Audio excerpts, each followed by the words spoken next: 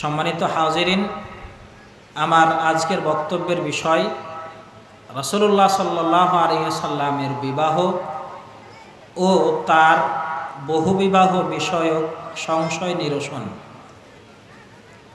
সম্মানিত উপস্থিতি, আপনারা জেনে থাকবেন রাসূলুল্লাহ সাল্লাল্লাহু আলাইহি ওয়াসাল্লামের স্ত্রী ছিলেন 11 জন। তার 11 জন স্ত্রী কেন হলো, এই নিয়ে নাস্তিক পাড়ায় চরম মিথ্যাচার ও রাসূলুল্লাহ সাল্লাল্লাহু আলাইহি ওয়াসাল্লামের চরিত্রে কালিমা লেপনের চেষ্টা করা হয়। কিন্তু তাদের জেনে রাখা উচিত, কেউ যদি আকাশের দিকে থুথু মারে, থুথু তার গায়েই এসে নিক্ষিপ্ত হয়। কেউ যদি সূর্যের দিকে থুথু নিক্ষেপ করে, সেই থুথু তার নিজের গায়ের ওপরেই এসে পড়ে। নবী মুহাম্মদ রাসূলুল্লাহ সাল্লাল্লাহু আলাইহি সাল্লামের চরিত্র এত উঁচু ছিল যে তার চরিত্রের দিকে কারো সামান্য পরিমাণ অঙ্গুলি সংকেত করার সুযোগ নেই। সে রাসূলুল্লাহ সাল্লাল্লাহু আলাইহি সাল্লামের, যেহেতু তিনি মানুষ ছিলেন, মানুষ হিসেবে তিনি যে কাজ করেছেন, কিছু রবের নির্দেশে করেছেন, সেই বিষয়গুলোকে নিয়ে ঘোলা পানিতে মাছ শিকার করার কোনো সুযোগ নেই।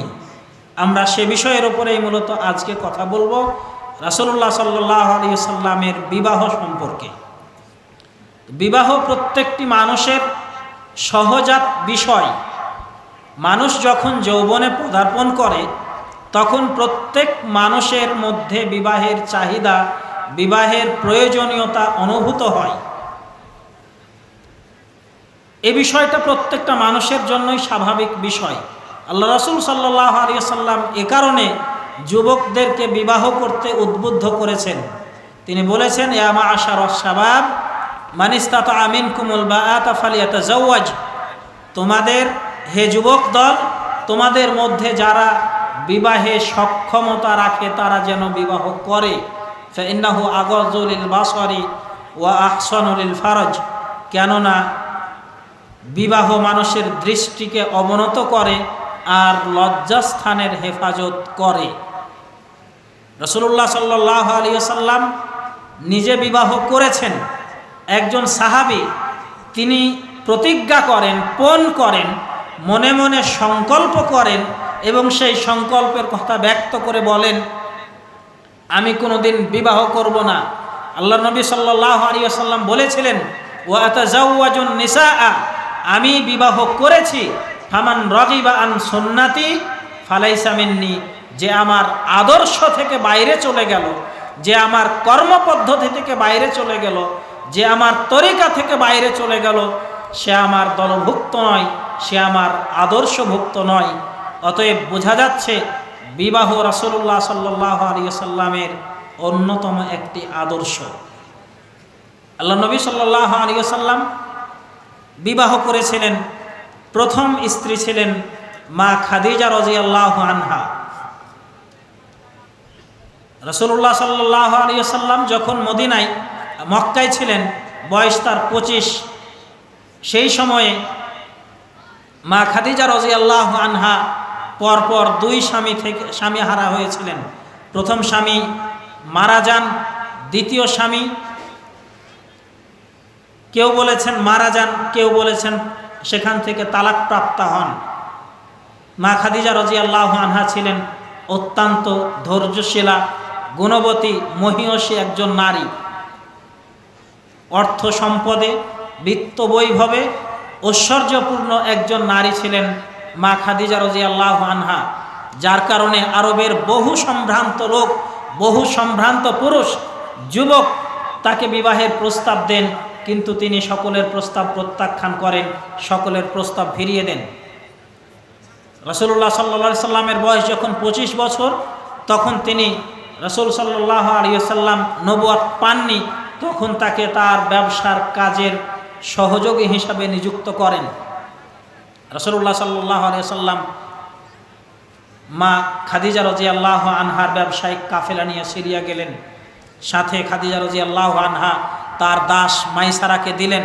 তিনি বললেন, মুহাম্মদ কিভাবে ব্যবসা বাণিজ্য পরিচালনা করে তার সব বিষয়গুলো তুমি গভীরভাবে পর্যবেক্ষণ করো। রাসূলুল্লাহ সাল্লাল্লাহু আলাইহি সাল্লাম সিরিয়া থেকে ব্যবসা বাণিজ্য শেষে কাফেরা ফিরিয়ে আনলেন। সেই ব্যবসায় যে পরিমাণ লাভ হয়েছিল, এত লাভ অন্য কোনো সময়ে খাদিজা রাদিয়াল্লাহু আনহা তিনি দেখেননি। মাইসারার বর্ণনা মোতাবেক রাসূল সাল্লাল্লাহু আলাইহি ওয়াসাল্লামের সততা, আমানতদারিতা, ইনসাফ, বিশ্বস্ততা এত বেশি ছিল যে মা খাদিজা রাদিয়াল্লাহু আনহা তিনি রাসূলুল্লাহ সাল্লাল্লাহু আলাইহি ওয়াসাল্লামের প্রতি আকর্ষণ অনুভব করেন, যার কারণে তিনি নিজেই তার কাছে প্রস্তাব পাঠালেন। রাসূল সাল্লাল্লাহু আলাইহি ওয়াসাল্লাম তখনও নবুয়ত পাননি। তার চাচা আবু তালেব বেঁচে আছেন, যিনি ছিলেন তার জন্মের পর থেকেই বলা চলে অভিভাবক, পিতৃহারা, দাদুহারা, মাতৃহারা। রাসূল সাল্লাল্লাহু আলাইহি ওয়াসাল্লাম তাকে দেখভাল করার সর্বাত্মক দায়িত্ব গ্রহণ করেছিলেন আবু তালেব। আবু তালেব তার কাছে পরামর্শ করলেন, তার পরামর্শ মোতাবেক বিবাহের প্রস্তাবে রাজি হলেন। মা খাদিজা রাদিয়াল্লাহু আনহার সাথে রাসূল সাল্লাল্লাহু আলাইহি সাল্লামের বিবাহ হলো। বলছিলাম মা খাদিজা রাদিয়াল্লাহু আনহা ছিলেন একজন মহিয়সী নারী, গুণবতী নারী, যার গুণগান করে, যার ধৈর্যশীলতার কথা বর্ণনা করে, সাহসিকতার কথা বর্ণনা করে শেষ করা যায় না। রাসূল সাল্লাল্লাহু আলাইহি ওয়াসাল্লাম 40 বছর বয়সে যখন মক্কার পরিস্থিতি, নারীদের ওপরে অবিচার, সুদ ঘুষের দৌরাত্ম্য, মূর্তি পূজার ব্যবহার, নগ্নভাবে কাবা তওয়াফ করা ইত্যাদি কাজকর্মে যখন পুরো শিরকি কার্যকলাপে পুরো মক্কা যখন আচ্ছন্ন, সেই সময় রাসূলুল্লাহ সাল্লাল্লাহু আলাইহি ওয়াসাল্লামের মন খুব ব্যথিত হতো। তিনি বুঝতেন না যে এই জাতিকে কিভাবে সংশোধন করতে হবে। তিনি হেরা গুহাতে যাতায়াত শুরু করলেন। হেরা গুহা মানে কাবা চত্বর থেকে 4-4.5 কিলোমিটার দূরে। সমতল ভূমি থেকে হেরা গুহার উচ্চতা ছিল 634 ফিট উঁচু, 634 মিটার উঁচু, তার মানে মোটামুটি 2080 ফুট মতো উঁচু। তো 2080 ফুট মানে আমাদের বিল্ডিংগুলো নর্মালি এক একটা তলা হয় 10 ফিট উঁচু, তো 2000 ফিট উঁচু মানে 200 তলা মতো উঁচু হেরা পর্বত, হেরা পাহাড়, হেরা গুহা। সেই হেরা গুহাতে খাদিজা রাদিয়াল্লাহু আনহা রাসূলুল্লাহ সাল্লাল্লাহু আলাইহি সাল্লামের জন্য মাঝে মাঝে খাবার নিয়ে যেতেন। চিন্তা করুন, একজন নারী কতটা স্বামী ভক্ত হলে, কতটা স্বামীর প্রতি দায়িত্বশীল হলে, স্বামীর প্রতি কতটা যত্নবান হলে, স্বামীর সেবায় নিজেকে কতটা আত্মনিয়োগ করে থাকলে একজন নারী এতটা উপরে গিয়ে রাসূল সাল্লাল্লাহু আলাইহি সাল্লামকে খাবার দিয়ে আসতে পারেন। এই ছিলেন খাদিজা রাদিয়াল্লাহু আনহা। রাসূল সাল্লাল্লাহু আলাইহি সাল্লাম যখন নবুয়ত প্রাপ্ত হলেন, সূরা আলাকের প্রথম 5টি আয়াত নাজিল হলো। জিবরিলের চাপে তিনি থরথর করে কাঁপছিলেন, বাড়ি ফিরে এসে আশঙ্কা করছিলেন। তিনি বলছিলেন আমি মনে হয় মারা যাব। খাদিজা রাদিয়াল্লাহু আনহা সাহস দিলেন। তিনি বললেন যে না, আল্লাহ আপনাকে ধ্বংস করতে পারেন না, কারণ আপনি মেহমানদারি করেন, আত্মীয়তার সম্পর্ক ঠিক রাখেন, অসহায়কে সাহায্য করেন, গরিব দুঃখীর সহযোগিতা করেন, বোঝা বহনকারীর বোঝা উঠিয়ে দেন। এত ভালো গুণ থাকার পরে আল্লাহ আপনাকে কোনোদিন ধ্বংস করবেন না। রাসূল সাল্লাল্লাহু আলাইহি সাল্লাম দাওয়াত দেওয়া শুরু করলেন। তার দাওয়াতে প্রথম মুসলমান হলেন খাদিজা রাদিয়াল্লাহু আনহা। পরবর্তী সময়ে দাসদেরকে মুক্ত করার জন্য রাসূল সাল্লাল্লাহু আলাইহি সাল্লাম অর্থের প্রয়োজনীয়তা অনুভব করলেন, টাকা পয়সার দরকার হলো। মা খাদিজা রাদিয়াল্লাহু আনহা তার সমুদয় সম্পদ রাসূল সাল্লাল্লাহু আলাইহি সাল্লামকে দিয়ে বললেন আপনার প্রয়োজন যেখানে যতটুকু রয়েছে খরচ করুন। ঘরের ভিতর থেকে এই ধরনের সাপোর্ট, এই ধরনের সমর্থন একজন স্বামীর জন্য, একজন নবীর জন্য যে কি বিশাল সাপোর্ট ছিল, এটা ভাষায় প্রকাশ করার মতো নয়। আজকে আমরা যেই ইসলামে ধন্য, যেই ইসলাম পেয়ে আমরা মুসলমান, এই ইসলামের সূচনাতেই যার সাহায্য বলিষ্ঠভাবে রাসূলুল্লাহ সাল্লাল্লাহু আলাইহি সাল্লামকে সাহায্য করেছেন তিনি হলেন খাদিজা রাদিয়াল্লাহু আনহা। রাসূল সাল্লাল্লাহু আলাইহি সাল্লামের সব কয়টা সন্তান, ইব্রাহিম ব্যতীত সব কয়টা সন্তান মা খাদিজা রাদিয়াল্লাহু আনহার গর্ভ থেকেই এসেছে। খাদিজা রাদিয়াল্লাহু আনহা মৃত্যুবরণ করলেন, তখন তার বয়স 65, মতান্তরে তার বয়স হবে 52-53 বছর। কারণ রাসূল সাল্লাল্লাহু আলাইহি সাল্লামের সাথে বিবাহ যখন হয় তখন রাসূল সাল্লাল্লাহু আলাইহি সাল্লামের বয়স ছিল 25, মা খাদিজা রাদিয়াল্লাহু আনহার বয়স কত ছিল এই নিয়ে ঐতিহাসিকদের মাঝে মতভেদ রয়েছে। কেউ বলেছেন 27, কেউ বলেছেন 28, কেউ বলেছেন 40। তো যদি 40 বছর বয়স ধরা হয় তাহলে তখন তার বয়স হবে 65। মা খাদিজা রাদিয়াল্লাহু আনহা মৃত্যুবরণ করলেন, রাসূল সাল্লাল্লাহু আলাইহি সাল্লামের বয়স তখন 50। এরপরে বিবাহ করলেন সাউদা বিনতে জামআ রাদিয়াল্লাহু আনহাকে। তিনি ছিলেন একজন বৃদ্ধা নারী, তার স্বামী মারা গেলেন। ওই সময়ে মা সাউদা রাদিয়াল্লাহু আনহার বয়স ছিল 65 বছর। চিন্তা করুন, মুহাম্মদ সাল্লাল্লাহু আলাইহি সাল্লাম 25 বছর বয়সে বিয়ে করলেন 28 কিংবা 40 বছর বয়সে একজন নারীকে। আবার যখন তার বয়স 50 তখন তিনি বিয়ে করলেন তার চেয়ে 15 বছরের বড় 65 বছর বয়সী তালাকপ্রাপ্তা নারী মা সাউদা রাদিয়াল্লাহু আনহাকে। সাউদা রাদিয়াল্লাহু আনহা রাসূলুল্লাহ সাল্লাল্লাহু আলাইহি সাল্লামের সাথে স্ত্রী হিসাবে ছিলেন। এরপরে তারপরে রাসূলুল্লাহ সাল্লাল্লাহু আলাইহি সাল্লাম 53 বছর বয়সে, যখন তার বয়স 53 বছর বয়স, তখন তিনি বিয়ে করলেন মা আয়েশা রাদিয়াল্লাহু আনহাকে। মা আয়েশা রাদিয়াল্লাহু আনহা তার বয়স ছিল ওই সময়ে 6 বছর। যখন রাসূল সাল্লাল্লাহু আলাইহি সাল্লামের ঘরে তুলে দেওয়া হলো তখন মা আয়েশা রাদিয়াল্লাহু আনহার বয়স ছিল 9 বছর।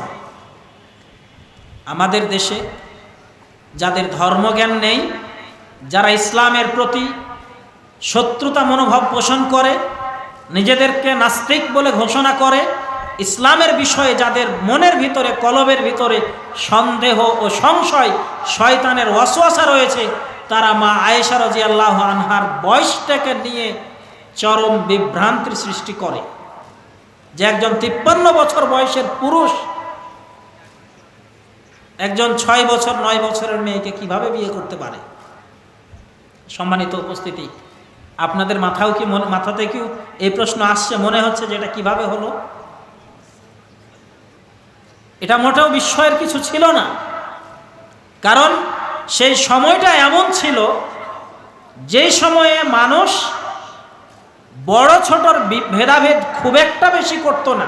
নিজের মেয়ের বিবাহ দিত নিজের বয়সী পুরুষের সাথে। উদাহরণ হিসেবে মা আয়েশা রাদিয়াল্লাহু আনহার পরের স্ত্রী ছিলেন মা হাফসা রাদিয়াল্লাহু আনহা। রাসূল সাল্লাল্লাহু আলাইহি সাল্লামের চতুর্থ স্ত্রী ছিলেন হাফসা রাদিয়াল্লাহু আনহা, ওমর ইবনে খাত্তাব রাদিয়াল্লাহু আনহুর মেয়ে। তো ওমর ইবনে খাত্তাব রাদিয়াল্লাহু আনহু মেয়ে যখন স্বামীহারা হলেন, তার মেয়ের স্বামী যখন মারা গেলেন, ওমর রাদিয়াল্লাহু আনহু চিন্তায় পড়ে গেলেন তার মেয়েকে কোথায় বিবাহ দিবেন। তিনি বিবাহর প্রস্তাব সর্বপ্রথম দিলেন আবু বকর রাদিয়াল্লাহু আনহুকে। কাকে? আবু বকর রাদিয়াল্লাহু আনহু। আবু বকর রাদিয়াল্লাহু আনহু আর ওমর রাদিয়াল্লাহু আনহুর মাঝে বয়সের ব্যবধান ছিল 8 বছর। কত বছর বয়সের ব্যবধান ছিল? 8 বছর।